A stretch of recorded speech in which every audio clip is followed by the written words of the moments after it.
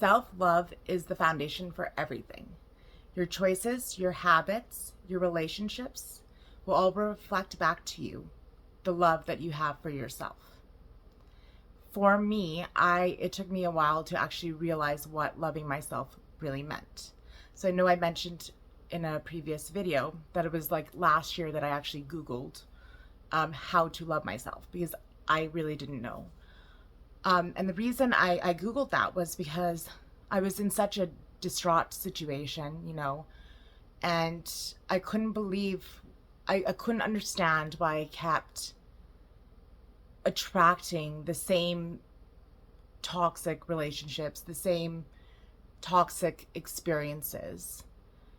And for me, I had this self-awareness to say, okay, well, because I keep attracting these situations and these people, that means it's something with me, something I'm lacking within myself that is attracting these types of things. So then that's why I Googled it, because it was like, I need to love myself more, because clearly I don't, because it's reflecting, this is what I keep attracting. This is what was on my frequency. And I didn't want to be that person anymore who was attracting these types of situations and these experiences. Like I wanted to make a change. And the only thing I knew that I could change was myself. So having this self-awareness to realize that. Self-love is not being selfish. It's not, I think people can mistake it as being arrogant. Like having arrogance and having like the confidence can make you come off that way. But self-love, it's you need to fill your cup up before you can help other people. So it's not selfish to have self-love. It's actually better, because the more you can better yourself, the better you are able to help others. You can't help others if you can't help yourself. You can't pour from an empty cup. So that's why it's not a selfish thing to love yourself, even though it may look like and appear like that to other people. But it's necessary so that you can actually help others. You can't help anyone unless you can help yourself. How you talk to yourself sets the tone of your life, of what your life will be, and your reality and your experience. So if you're constantly being negative to yourself and talking down to yourself, then you're gonna see that in your external world. That's why it's very important to make sure that the narrative that's playing in your head, that inner voice, is a loving and a kind one that loves you back and says loving things to you. When you hear your inner voice, is that inner voice something that you would say to your child? Would you say those things to your kid? Would you say those things to your best friend? If they're negative things, probably not. You probably would not talk that way to your child or to your best friend. So you should not talk that way to yourself, because that is not loving yourself. That is, you got to be your own best friend. And then you're actually able to be a better friend and have better relationships because of it. Stop attaching worth to productivity. Like, your self-worth is not based on how much output you put out there. I think this is a really tough one for me too, because I feel like I have so much goals that if I don't have, like if I have those bad days, then all of a sudden I don't feel so good about myself. But then I also have to remind myself that rest is super important. And you need to love yourself on the messy days, the hard days, the tired days, because you're going to have those days. And maybe the best you can do is the 10% of what you would do on a really good day. But even doing that is an amazing, productivity, especially during those hard days. Just even doing 10% is amazing, because life is tough. You have these hard days. There are some days, like Friday, I went to go do another workout because I'm trying to really grow my butt. And I picked up the weight and I was like, I can't. My body was exhausted. My body was exhausted because I started doing HIIT workouts, and I did a lot of them this week. And my body was saying no, we're not doing this anymore. And honestly, it was such a loving self act for me to recognize that and be like, okay, I hear you, and we're not going to do this today, and that's okay. I'm still perfectly worthy, and I still had a really productive day, even though I didn't do that workout. It's just being like honest with yourself and realizing that you're not going to have 100% on every day. And you should not, you should be loving enough to yourself to say, like, I understand this is a hard day, so we're going to just do the bare minimum today. It's a very loving thing to do for yourself. And honestly, like, like again, if my daughter or my son was having a hard day and they were trying to push themselves and they couldn't do it anymore, and I could see that they were very hard on themselves, what would I say to them? Well, I would tell them, like, you know what, it's okay to have rest days. It's important, and it's very loving that you're giving yourself that. So thinking about that concept about what I would say to my kids or to a best friend is something I would have to say to myself too. Boundaries are an act of self-love, and it's not even just boundaries with other people, but it's boundaries with yourself. It's acknowledging that, yes, I could do this right now, like I can make this choice, but I'm going to tell myself, no, we're not doing this, because we know that it doesn't add to who I want to be, my future self. Or it's understanding that and setting boundaries with yourself. Also boundaries with people, because people, can take your energy. So it's very important to protect your energy and to say no to things. Like, say no to things. Say no to things more often. And because, when you're saying yes to everything, you start abandoning yourself, because, that's what happens. Say no to things you don't want to do, that don't add value to your life or make you feel good. Say no to it. And have those boundaries with yourself that, yeah, like, I would love to go and do this tonight, but I know that if I do this, then it's going to affect my tomorrow. Like, so no, I'm not going to do that. Right? It's just having boundaries. And it's such a self-loving act to have boundaries with yourself and with other people. And if you can set boundaries with yourself and you can stick with them, then you're more likely to do that with other people too. Forgive yourself for the past. I have a lot of things in my past that I really prefer not to have done that. But at the time, like, I did the best I could with what I knew at the time, especially if you were in a survival mode and you had to do things to survive, right? Obviously, we all were young. Well, we all are still young, but like, we were all, as you grow up, you make mistakes, and the only way you can learn and become the person you are today is by making those mistakes. And you need to forgive yourself and not hold on to it, because just because maybe you were a person back then that you didn't like doesn't mean you're that person now. And you grew, then you probably changed and you're a new version of yourself.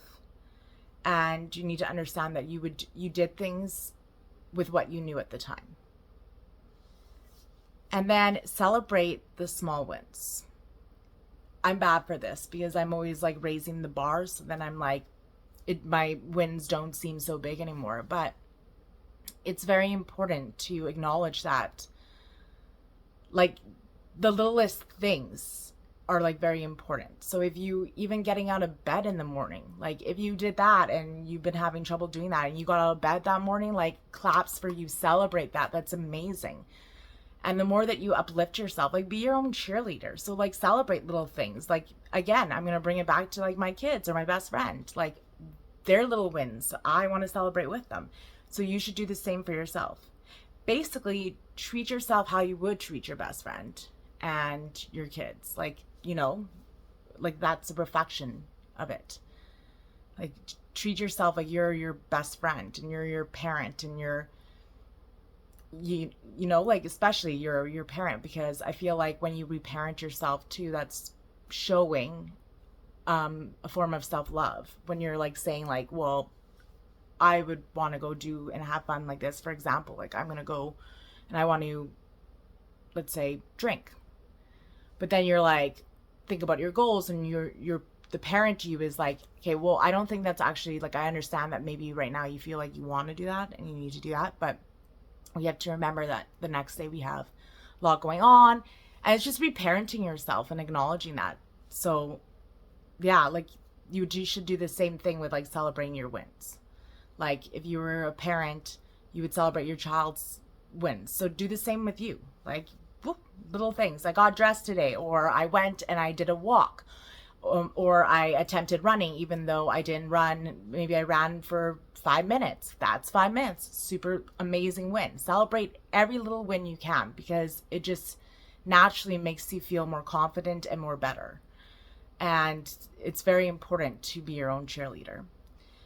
Choose environments and people that reflect the love that you give back to you. So be very, like, keep your space for environment, like keep your space clean, right? Like when you love yourself, you want to make sure that you have, it's natural to want, like, that's why it feels so good when you declutter. And that's why it feels so good when you like wipe down your space and you clean your bed and you get in clean, you take a shower and you crawl in your clean bed with your clean sheets. Like there's a reason it feels so good.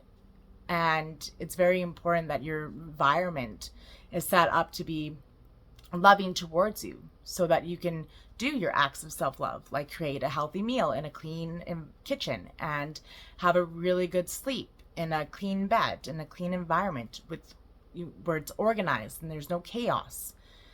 Because again, I know I've said this before, but your environment will show a lot what's going on in your mind. So if you clean up, if your mind is very chaotic and cluttered, then, and your environment is the same, clean up. Just start cleaning up your environment. Just start organizing little parts of it. Do little areas, and slowly you'll actually start feeling better.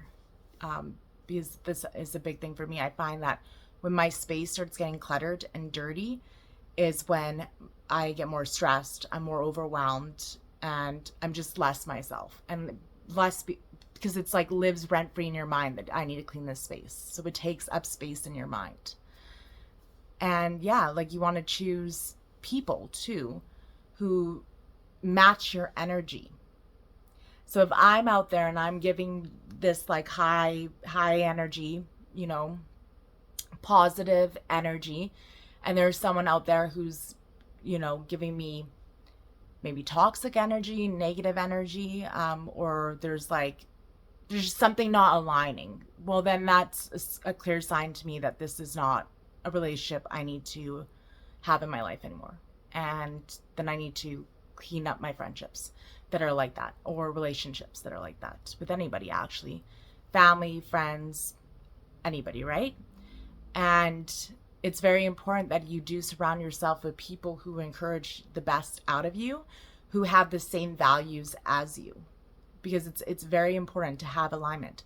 When you love yourself, you do not want to be around people who make you feel less, who make you feel left out, who are jealous of you. You don't want to be around those people.